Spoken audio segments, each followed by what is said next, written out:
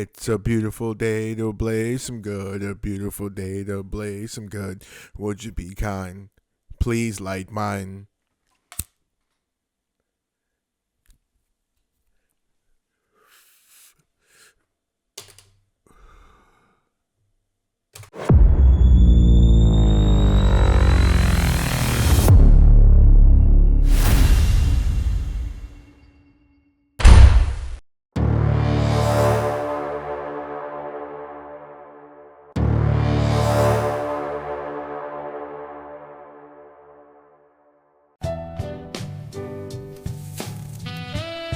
Roll up.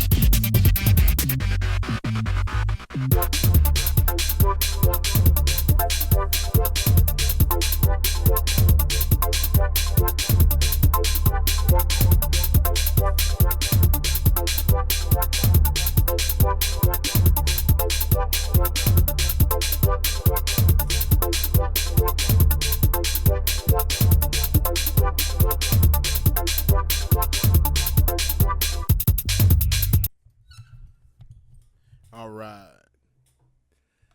So for today, if you're reading the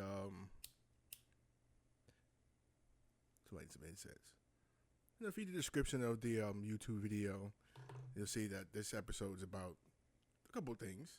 One being Chud.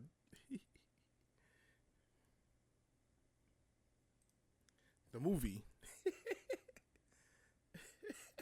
I didn't watch Chud 1.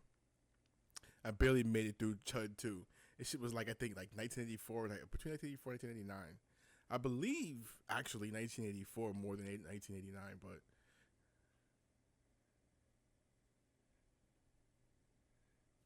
So, the key for me is, one, being able to make a correlation between what's going on in the news with said person using the name and the movie. And I think the correlation or any kind of something that you could sort of draw off of is probably more metaphorical,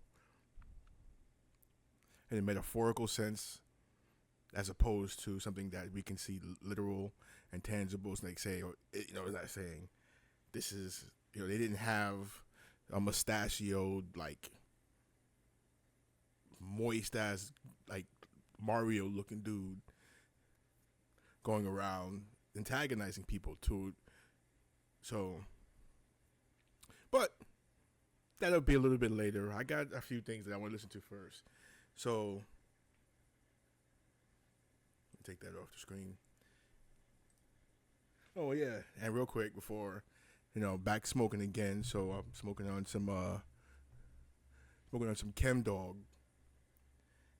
It's fucking fire. And I managed to not smoke for a whole month now. I was eating edibles, but I did at least get that far without smoking. It's almost a damn month. But this, what we're about to listen to, goes into, it's the, maybe not seeing so, because I haven't carpeted the channel with weed everything, but if you watch anything of my, anything, you understand that weed is involved. So what we're about to listen to next, just a little portion of it, it's gonna go into, we're gonna break it down. But also, real quick, I'm also drinking Nescafe coffee. This is my usual. I love the coffee. If they happen to get wind, maybe sponsor? No. But really, if anybody watching this, man, before I get started, help out with a subscribe.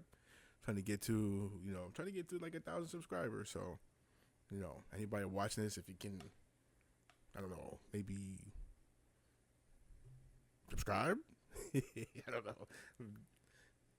Being sort of stupid, but either way, hit the fucking subscription button already. Why don't you? The fuck? What video was like 4,500 people, and I think like if maybe just a quarter of them subscribed, I would be over 1,000 now. So hit the fucking subscribe button.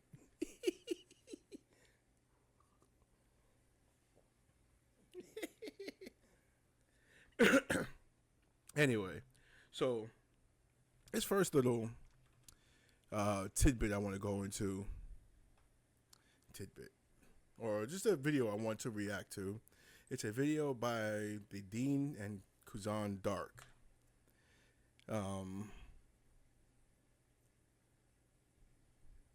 Yeah, I haven't really explored the channel too much. I just started listening to this a little bit, and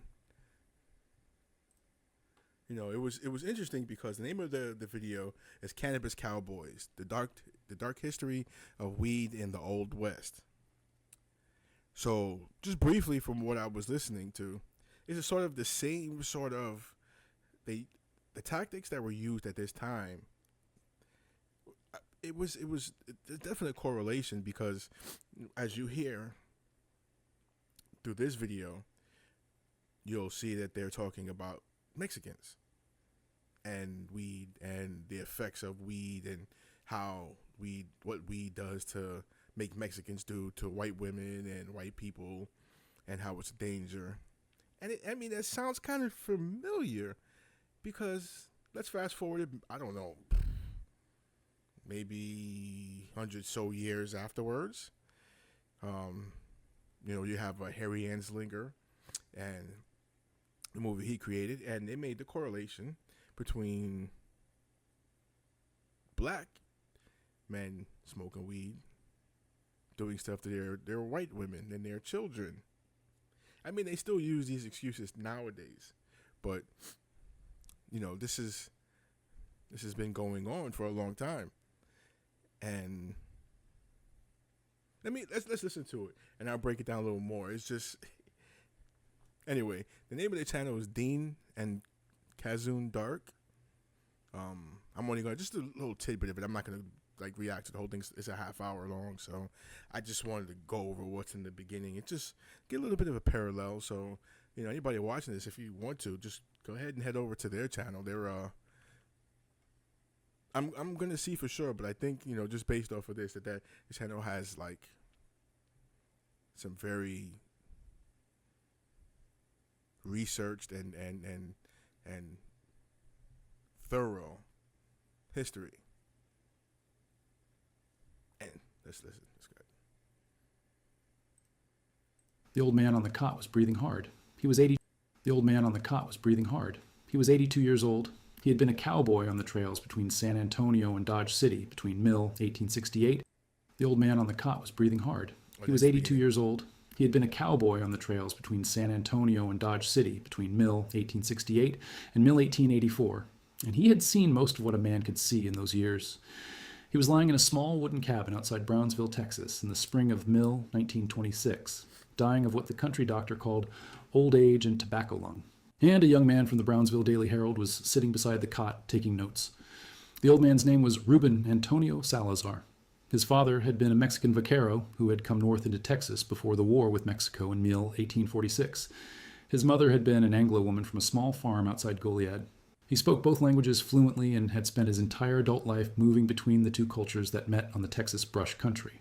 He had pushed cattle on the Chisholm Trail 7 times. He had ridden for the King Ranch in Mill, 1873. He had been in Dodge City the summer Wyatt Earp was a deputy marshal. He had buried 2 brothers, 1 wife, and 3 children, and he had stories. The young reporter wanted one specific story. He had heard, from other old cowboys in the brush country, that Ruben Salazar knew about something the newspapers were calling the Mexican weed, the plant that was starting to be talked about in lurid editorials across the country, that was being blamed for crimes against white women, that was being described by federal officials in Washington as the most dangerous narcotic ever to cross the southern border. The reporter wanted to know what an old cowboy thought of all that, whether he had seen the plant on the trails, whether the stories were true. Ruben Salazar coughed for a long time before he answered. When he could speak again, what he said was this. The young reporter wrote it down word for word. They are telling you, mister, that this thing is new, that it came up across the river last week, and that it is going to destroy America. I am telling you that this thing is older than your grandfather and mine.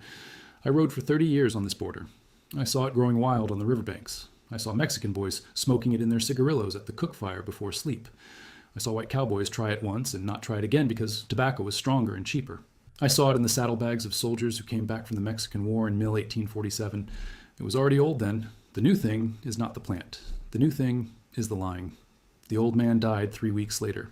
The reporter's notes were filed in the morgue of the Brownsville Daily Herald and forgotten, until a researcher named Isaac Campos uncovered them in the early 2000s while writing a book about the real history of cannabis in the borderlands. What Ruben Salazar said to that reporter in Mill 1926 is the story I want to tell you tonight. Not the story the federal government would soon tell. Not the story Harry Anslinger would tell to Congress in Mill 1937 to get a law passed that is still on the books. The other story. The story of a plant that George Washington grew at Mount Vernon, that American pharmacies sold legally over the counter for 80 years, that traveled north across the Rio Grande in the saddlebags of Mexican vaqueros and the medicine bags of frontier doctors. That was nothing like what your great-grandparents were eventually told it was, and that became, in the space of about 20 years, one of the most carefully constructed lies in American history. Before we go any further,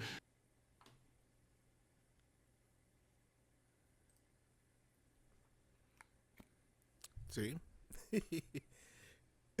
just as I was saying,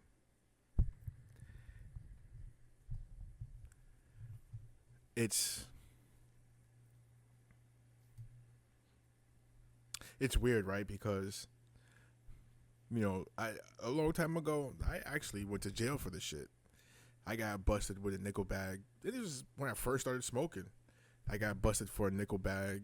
You know, went to court, got probation, got violated on probation. And I didn't understand. This shit stays in your system for a long time. Because I know when I got busted and I went to court and got on probation, I didn't smoke. But somehow, when I got P tested, I still P dirty.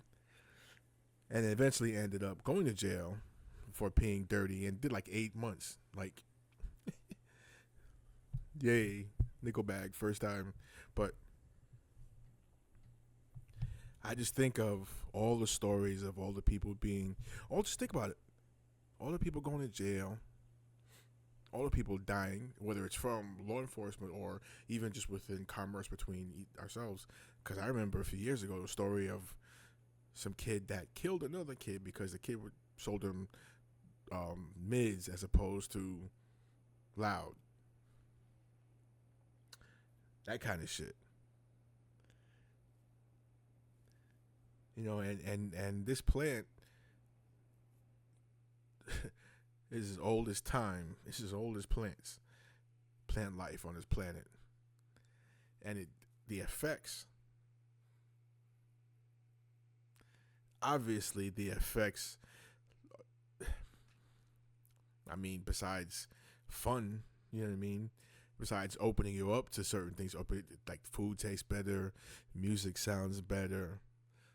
For me, I like to focus on mental tasks better. Like filming a podcast. Or writing a song, playing my guitar, making some beats. You know what I mean? There's nothing like just and feeling that as you feel as you let out the smoke. Same thing. When you get some good edibles, you know what I mean? That shit kicks in and you're like, and it shit lasts you 8 hours. In some cases, 2 days, depending on the person and how potent. I've had friends that woke up from my edibles, and most people I know are just scared of my fucking edibles. A bunch of pussies, But I've had some that have taken the edibles and woke up a day later still zooted. I get a kick out of that, but either way, you have one group of people telling you you can't have this because they deem it necessary, and they use propaganda tactics. And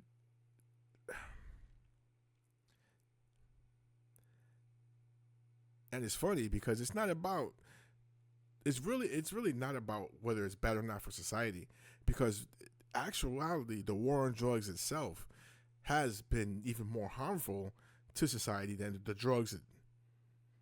But the war on drugs isn't about fixing society. It's a means of revenue. You know what I mean? It's you look at it how the world operates now. Everything operates on a me versus you type of a system. There's always has to be sort of an enemy, right? And in the war on drugs, it was those who did the drugs, who sold the drugs. But it was not morals. It was so that they can justify paying all these cops and introducing weapons and the control. Then the judges, then the lawyers, you got bail bondsmen and all this, and all these people within this are there specifically because drugs are illegal, whether it be weed or even the harder stuff. And to classify, weed as in that is because, one, it goes back that far. Two, you use that as a justification again to be sort of subjugate, actually, sort of plenty different communities, as you can see from that sort of clip that we were listening to was Mexicans, but they did mention Harry Anslinger in 1937. So I don't know, maybe 50 years. It was because they said 1973 and it was Anslinger was 1937, something like that. Close to 100 years. I mean, give or take 30. I don't know. I didn't add it up, but it's good song. Anybody, by the way, look it up. Violent Femmes, add it up. But anyway,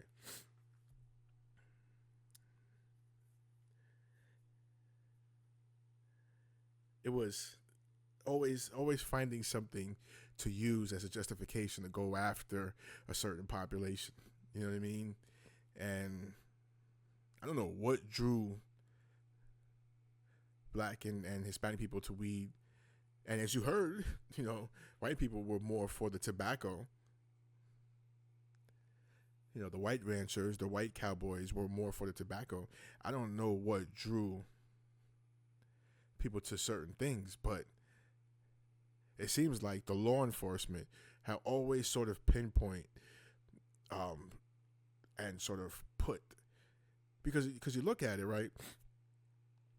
I mean, how many black gang drug dealers and all of that, black drug dealers actually go and create these drugs, right? Or have boats to bring these drugs over. You know that saying. And we know by basically Rick Ross. And I'm not talking about the rapper Rick Ross, the real Rick Ross. I mean the Rick Ross that actually was the one that is credited as bringing crack to the hood. He got it for some Hispanic dudes that was controlled by the CIA. So they can fund guerrilla warfare. Now, they get money for bringing it in. Now, they get money for jailing you. And even then, they're jailing, right? So they jail you, right? And the fact that you have a jail creates 10,000 more businesses that you can create off of that, because you got to service the needs of these jailed men, right? Again, money control. Now you have your judge system, you have your bail system, you have your just every system created. Plus now you have cops, and you can justify brutality on the population as a means of control, as well as just, you have these people and you put a uniform on them, and these people get to live out their I mean, you want to go kill some black people, put on a uniform. You know what I'm saying? It doesn't matter which one. You just put it on a uniform.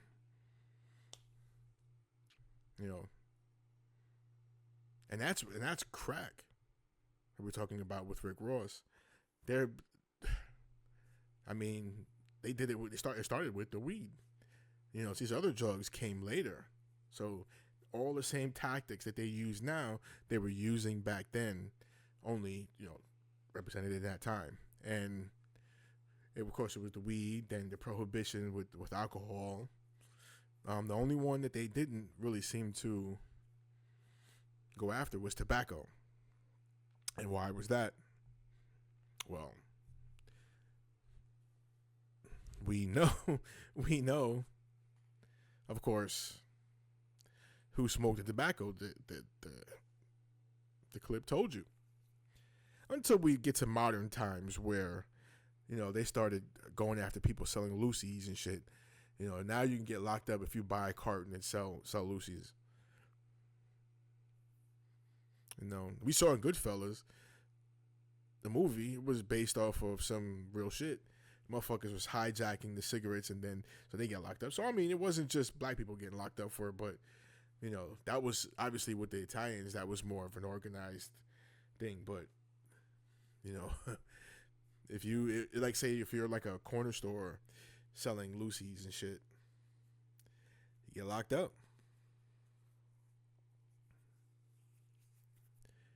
And now, certain places you can still sell weed legally.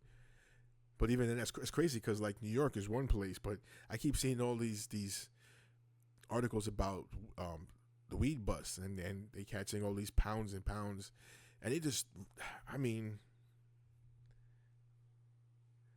it's like fuck, yo. They got their foot in their necks, and it's just what more? It's just one thing that they used, and now it's you get the legal weed, but then in some states you still can only do medical, like here in Florida, only medical. And even that's starting to get on trying because they nerfed it. They basically, anybody who plays video games, when they nerf a character, is basically taking down to the making a character that was overpowered, taking away less of his effectiveness. So that's the same thing with what they're doing with the percentages on the weed. You know what I'm saying? They're basically reducing the. They just want to keep playing with people's lives as they see fit, and it's all about controlling money. You know what I mean? And it's all about controlling money.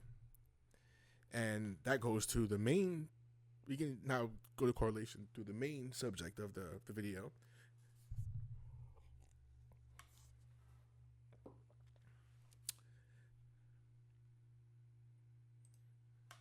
Chud.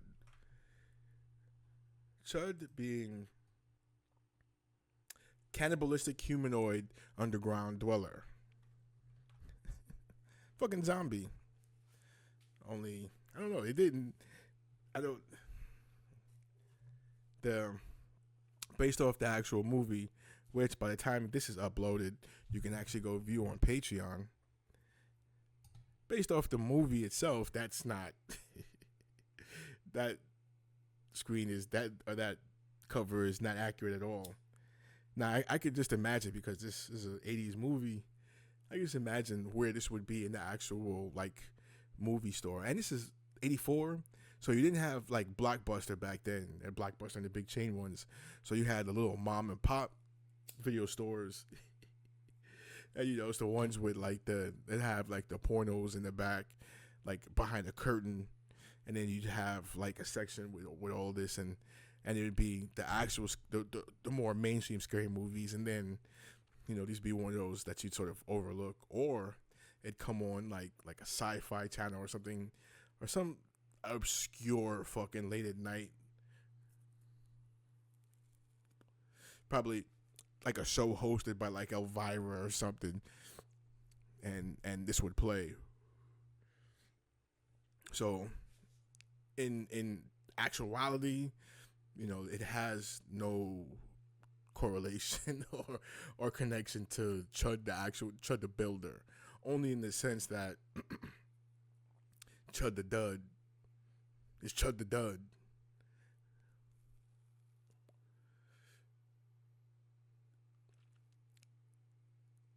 The main correlation, I think, is it is sort of metaphorical in nature, because you're talking about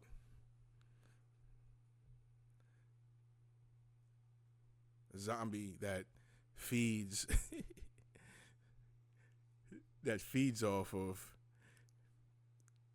other humans, turns them into zombies.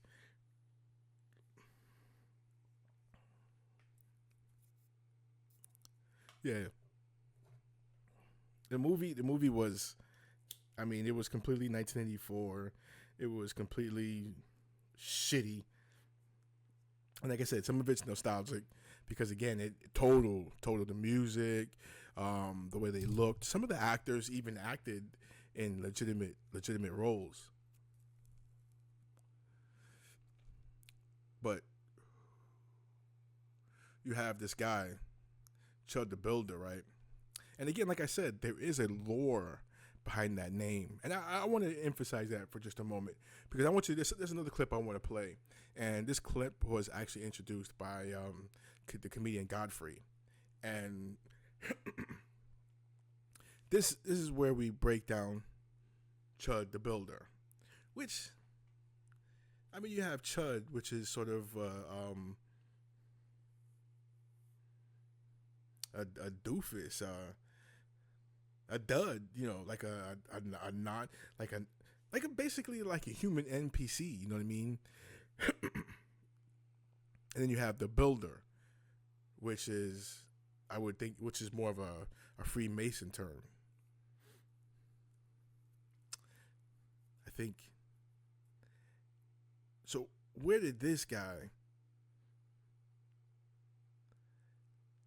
sort of come up with that? You know what I mean? What was it? What was it that? Oh, I mean, if the dude is a dud, how did he come up with something that has actual esoteric meaning? Well, let's listen to this clip.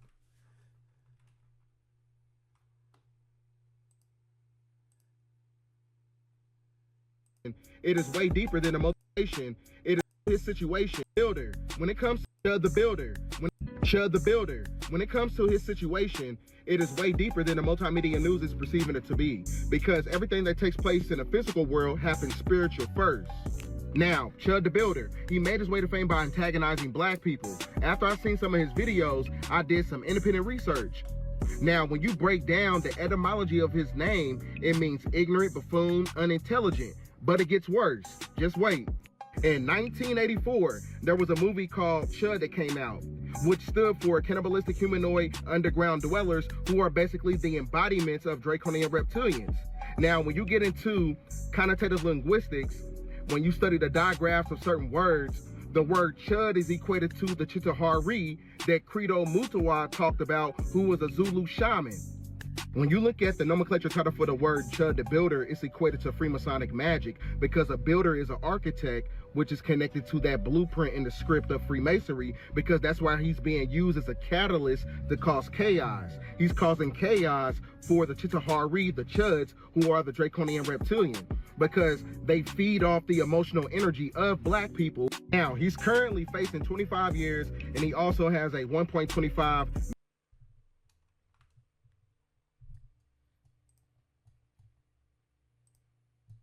See? Now,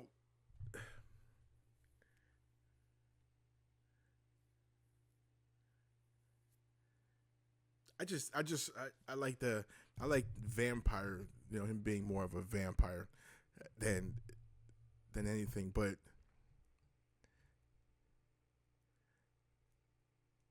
he definitely is a chaos agent. And what a chaos agent does is it creates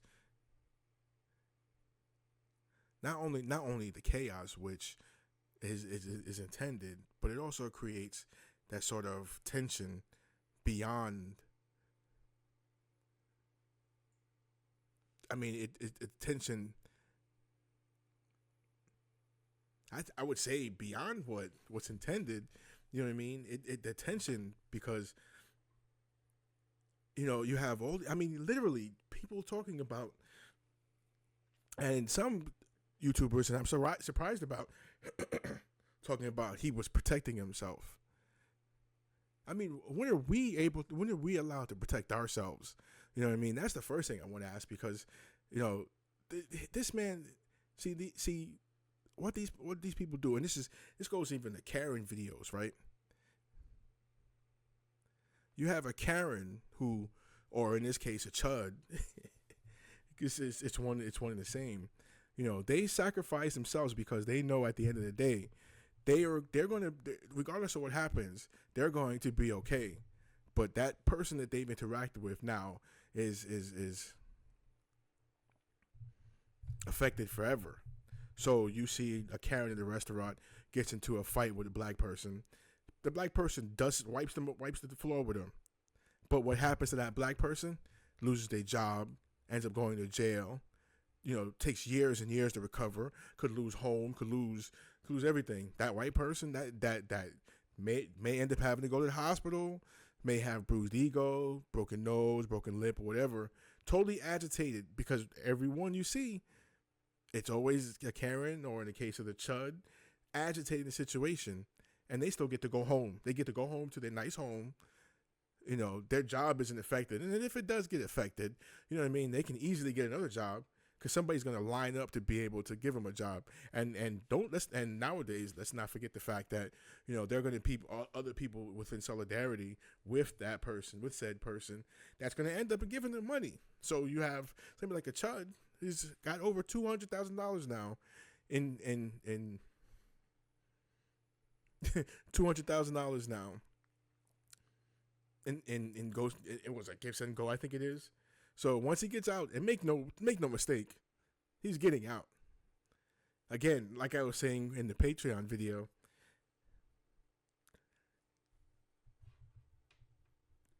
they don't give a fuck about us. They're not gonna do. They don't really give a shit. It's optics. It's optics. The only reason why he's in jail right now is optics. And see, the thing is, we go back to the video or the clip that we just listened to, and I'm sorry, I don't know the guy's name. If I can find his name, I'll put it in the description. But I know it was a clip that Godfrey, the comedian, had sort of brought forward. But I would love to. I may have to go back and add it later, but I will at some point find that. You know, so one of the things he's saying is that Chud is basically a chaos agent for the reptilians, or those with the reptilian mind.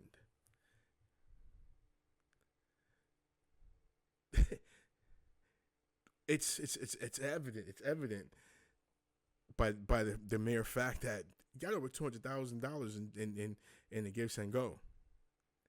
And once the judge and lawyers find a way to optically make it capable for, or change the optics of the case optically, change the optics, or make it, I guess, palatable is like another way I could put it, for them to release this Chud guy, they will.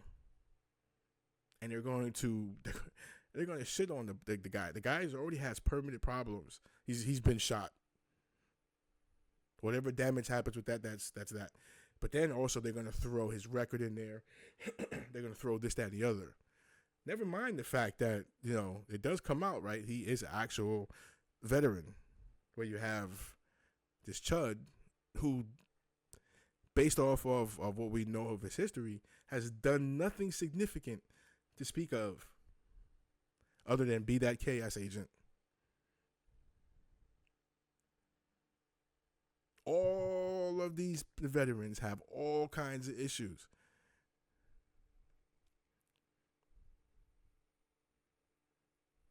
Because they stepped up.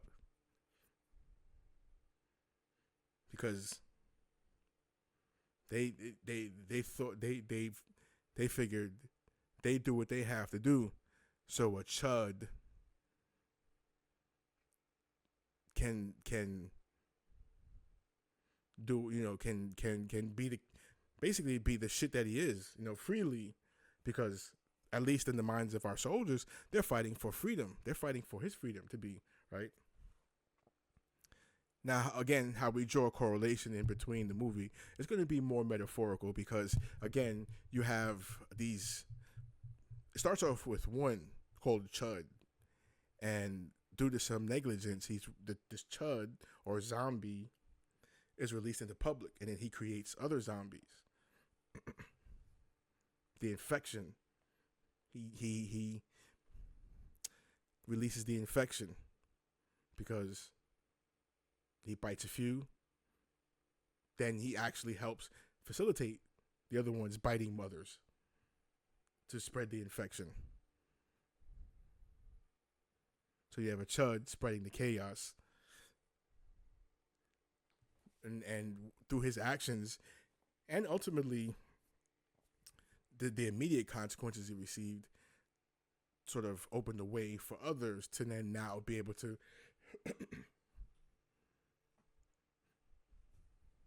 infect I mean, at the end of the day, what the fuck do people expect us to do? I don't understand. I don't understand it. I don't fucking understand it. I don't fucking understand it. What the fuck do you think is gonna happen with all the shit that's going on? You have this Chinese guy that shoots a child and gets away with it. You have this Chud guy that shoots a guy and he didn't get away with it, but at least in the eyes of other people that are his complexion, he was justified. So I come to your area where a lot of people of your frequent, and I do. I'm a fucking metalhead. I go to fucking metal shows. I wouldn't, go over there and start shit with them and expect to walk away the fucking, you know what I mean? Like walking to those places and be like, saying whatever. I mean, just do whatever. Antagonize it. I don't know. I'm not that type of person, so I can't necessarily say, this is what I will do to antagonize. I'm not sure what kind of tactics, I mean, if I go into like a metal show, I mean, shit, what's the one out here in Tampa, there's a couple places. I forgot, Brass Mug. I went to see Head P at the Brass Mug a while, like a couple years back. This last time health issues, and then that and travel is why I haven't been to see a show. I missed a bunch of good shows, Arc Spire being one. But either way, I digress. If I went in there telling people they chimping out, I'd probably look more like a fool than they would. So they wouldn't. I wouldn't think that would affect them as much. But the antagonistic nature of how he did it, if I used that kind of tactics and said whatever I was saying, you know what I'm saying, I would have got my ass dusted. A bunch of bikers in there that night too. So, I've been to a few different metal shows, but you know what I'm saying. By the same token, I'm not going to a hip hop show or a regular club doing the same thing. You know what I'm saying. I've seen some shit. I'm just generally a chill person, so I can usually get in and out of some of these places and shit. You know what I mean? Unscathed. And I go to this shit myself, so everything I do is basically me standing on my own too. You know what I mean? And I always have a general respect for people and things. A general respect for people in any way. So I can't, you'll never see me in a Chud situation. Now, doesn't mean I can't put myself in a situation where I can't get touched. But I haven't so far, you know what I'm saying, at 49. Plus, but let's be I mean, really, the last show, actually, I did go see Happy, but also, and this is probably like, 2-3 years ago. As I said, I missed a lot of shows. I'm trying to, but I got to get better. But anyway, last show I saw was Mudvayne and damn.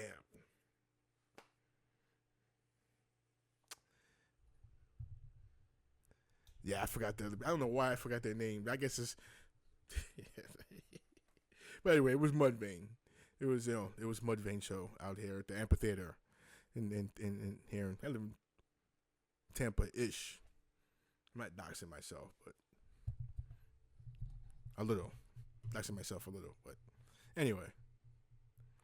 Yeah, I mean, I don't know what people expect from us. And anywhere, and again, I'm not there in that. But by the same token,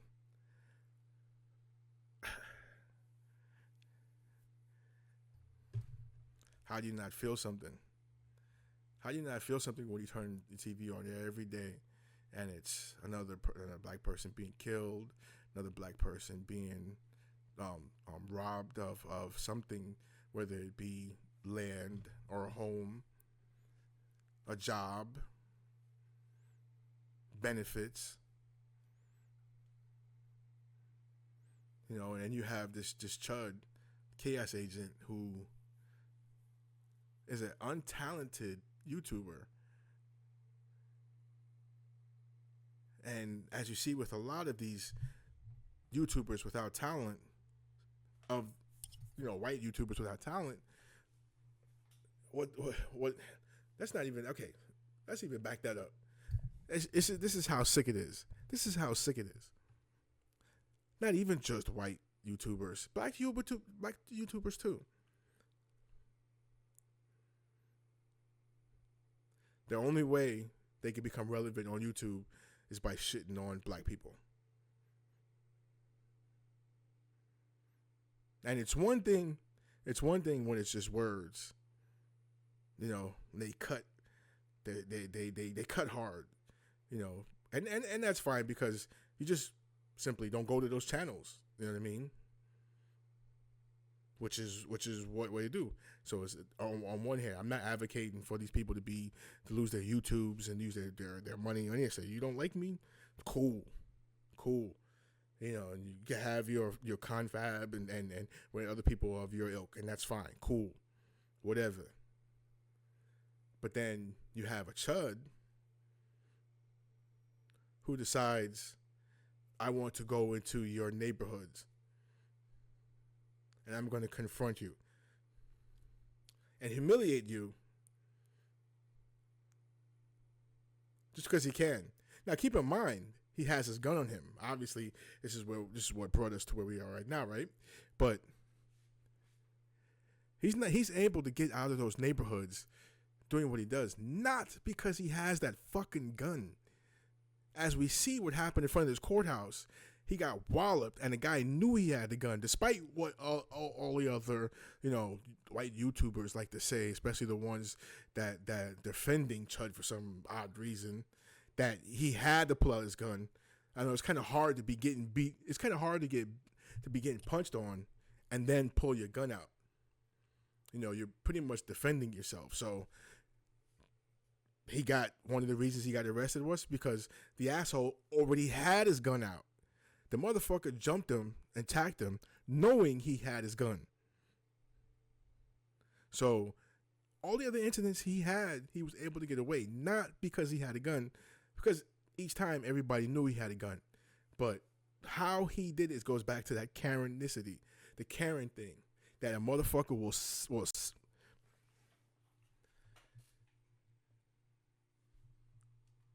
I don't know, sometimes I forget this thing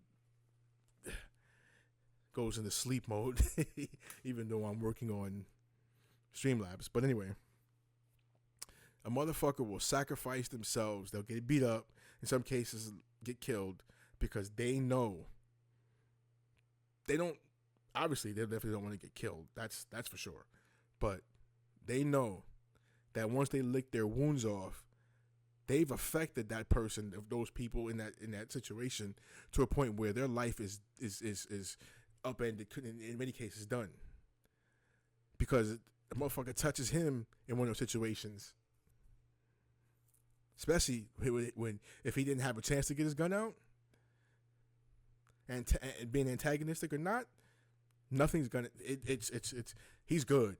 He'll just have to lick his wounds up. But that person that touches him, goes to jail, loses their job, loses home. In many cases, maybe have a child at home. That child is affected. The whole family's affected. And this could last for years. And they say that person could be on parole or probation. That's done. Now, we could talk about why a lot of those people in those areas are either on parole or probation. But the fact of the matter is, just based off of the fact of who they are, they're vulnerable to people that come into those areas that don't look like them, because regardless of what that person does, when the cops come in, they're never going to look at them. They're going to look at of course, who they're going to look at first, regardless of in any situation. I mean, we're going through that now with a court case that's out there now with somebody who's has the name of a famous New York and Colorado basketball player. We're going through that now. Regardless of what happens in that situation, whether you're protecting yourself or not, you are going to lose everything. That's why you'll see in some of these Karen videos, you have a motherfucker that will go into a store full of black people talking all kinds of shit. Because one, they either have a gun on themselves, or two, they have a gun on themselves and they have 911 already in their phone.